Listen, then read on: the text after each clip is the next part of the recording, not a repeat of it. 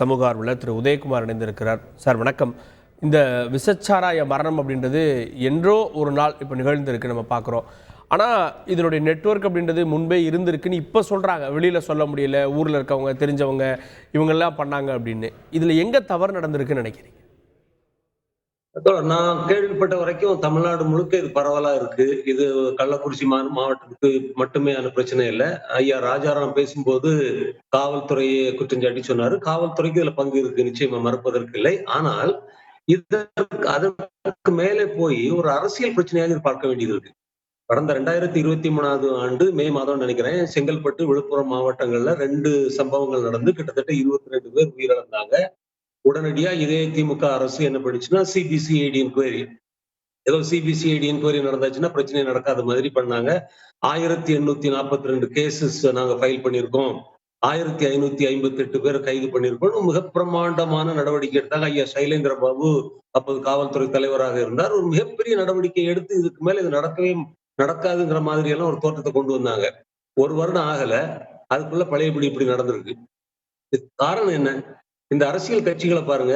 ஆளுங்கட்சியா இருந்தா ஒரு நிலைப்பாடு, எதிர்கட்சியாக இருந்தால் வேற ஒரு நிலைப்பாடு. எதிர்கட்சியா இருக்கும்போது ஐயோ தமிழனுக்கு தாலி பறி, தமிழச்சிகளுக்கு எல்லாம் தாலி பறி போகுது, தமிழர்கள் எல்லாம் குடிகாரர்கள் ஆயிட்டாங்க, தமிழ் குடும்பங்கள்லாம் செய்துன்னு ஒப்பாரி வைப்பாங்க. ஆட்சிக்கு வந்தாச்சுன்னு அப்படியே கன்வீனியன்டா மறந்துடுவாங்க. இதே திமுக ஆட்சி, திமுக கட்சி கடந்த சட்டமன்ற தேர்தலில் சத்தம் போட்டாங்க, நாங்க வந்த உடனே முதல் கையெழுத்து மது விலக்கு தான் அப்படின்னு. அதெல்லாம் மறந்து போச்சு. இப்போ வரிசையா வருஷம் தோறும் மக்கள் செத்துக்கிட்டு இருக்கிறாங்க. இப்போ எதிர்கட்சி சத்தம் போடுறாங்க, நாளைக்கு எதிர்கட்சி ஆட்சிக்கு வந்தாலும் இதே தான் தொடரும். இவ்வளவு சாராயத்துக்கு தேவை எப்படி உருவாகுது? கிட்டத்தட்ட தமிழ்நாட்டுல இன்னைக்கு 50 விழுக்காடு ஆண்கள் குடிகாரர்களாக மாறி போயிருக்கிறாங்களா? அதற்கு காரணம் என்ன? அந்த அந்த அந்த IUML Indian mat foreign liquor, அதுக்கு பேரு வினோதமான பேரு. Indian mat foreign liquor. Foreign liquor இந்தியால பண்றாங்களாம். அப்படி இந்தியாலையும் பண்ணல, அது ஃபாரின் லிக்கரும் இல்ல. அந்த ஃபாரின் லிக்கருக்குள்ள தரமோ பாதுகாப்போ இதுல கிடையாது. அத கடைகள்ல விற்கிறாங்க. கடைகள் என்ன விலைக்கு வராங்க? கடுமையான விலைக்கு விற்கிறாங்க. அது சாராய ஆலை அதிபர்கள்லாம் இன்னைக்கு மிகப்பெரிய கோடீஸ்வரர்களாக, எம்பிக்களாக, அமைச்சர்களாக இருக்கிறாங்க. இந்த பாவங்களுக்கு அதை வாங்கி குடிக்க முடியல. 120, 130 ரூபாய் குடிச்சு அவன் எங்க வாங்குவான்? அதனால 5 ரூபாய் 10 ரூபாய்க்கு சரக்கு கிடைக்குதான்னு பாக்குறாங்க. இந்த ஏழ்மையும் வறுமையும் காரணம்.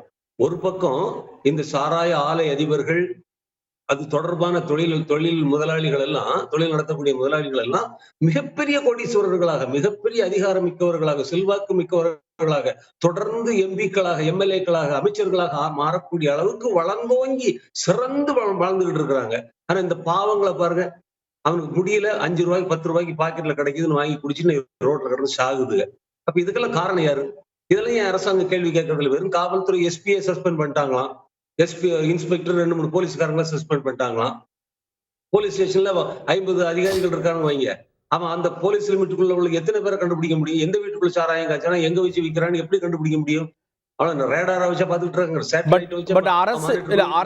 அரசு வந்து இதை இம்ப்ளிமெண்ட் பண்ணாலும் எக்ஸிக்யூட் பண்றது அப்படின்றது காவல்துறையினர் தான். இன்னும் சொன்னா லோக்கல் போலீஸ் தானே, அவங்களுடைய ஒத்துழைப்பு இல்லாம என்ன பண்ண முடியும் அப்படின்றதுல இல்ல.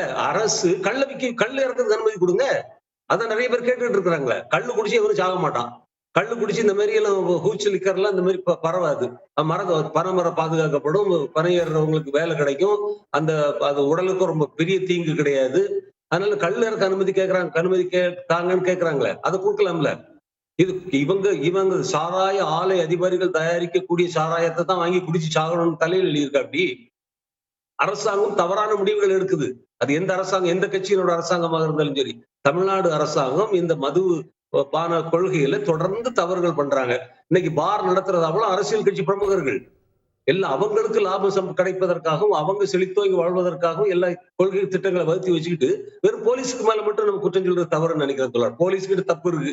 போலீஸ் எங்களை மாதிரி உள்ள தனிநபர்களை வேவு பாக்குறாங்க, கண்காணிக்கிறாங்க, எங்க வாழ்க்கைகளை எப்படி தொலைக்கணும்னு பாக்குறாங்களே தவிர மக்களை பாதுகாப்பதற்கான காவல்துறை பாதுகாப்பதற்கான வேலையை செய்யல. அந்த குற்றச்சாட்டு எனக்கு இருக்கு. தமிழ்நாடு காவல்துறை முழுக்க முழுக்க மக்கள் விரோத துறையா அதற்கு மாற்று கருத்து இல்லை. ஆனால் இந்த பிரச்சனையை அப்படியே தூக்கி காவல்துறை மீது போட்டுவிட்டு இந்த அரசியல்வாதிகளும் இந்த அதிகார வர்க்கத்தினரும் தப்பித்துக் கொள்வது தவறான விஷயம். அப்படிதான் நான் நினைக்கிறேன். தொடர்ந்து இணைப்பில் இருங்க திரு உதயகுமார். இந்த விவகாரம் பெரும் அதிர்வலைகளை ஏற்படுத்தியிருக்கு. மது குடிப்பதிலே தேவையா அப்படின்ற கேள்வி ஏற்படுத்தியிருக்கீங்க. பொதுமக்களுடைய கருத்துக்களும் இந்த நிகழ்வில் பாதிக்கப்பட்ட குடும்பங்களுடைய கண்ணீரும் தொடர்ந்து வந்து கொண்டே இருக்கிறது. நமக்கு செய்திகளை உடனுக்குடன் தெரிந்து கொள்ள உடனே சப்ஸ்கிரைப் பண்ணுங்க.